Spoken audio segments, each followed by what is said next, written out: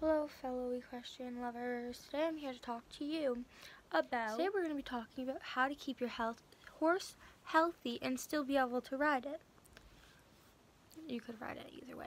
Okay, so first, make sure you give your horse a day off.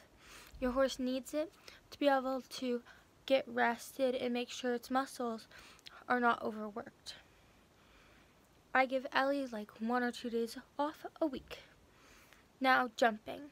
For all you equestrians who love jumping, don't we all?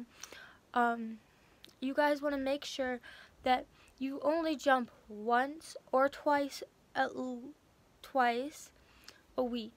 You don't even have to jump every week.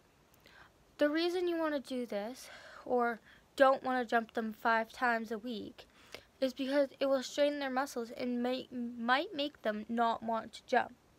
See, a horse needs their exercise, but if they're overworked, it could hurt them in the long run.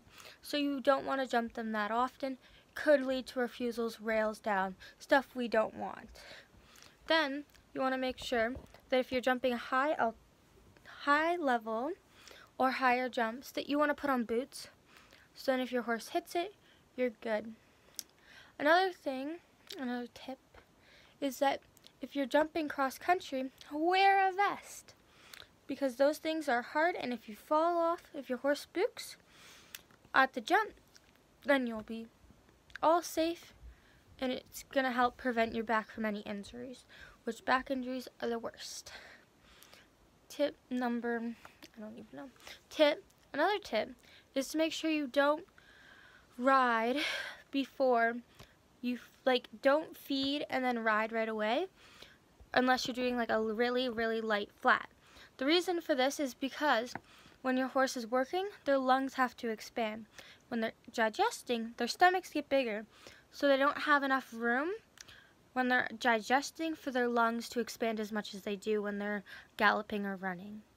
So, yeah, that will keep your horse healthy and keep them away from colic, which is like the worst thing ever. Another thing, if you want to keep your horse really fit, would be taking one of your jumping days and just doing pull work. The exercise that is supposed to really help is doing canter pulls, or like raised pulls at canter. It really sets them on their butt and gets them thinking. Another thing is I like to do when I first start jumping, when I first start jumping, or before I jump big, I do a pull, a jump, a pull. So it just tells her to think and relax herself, which is pretty good. Another tip is to make sure that you keep them on a steady diet, because you don't want to be feeding them too much and then working them too much.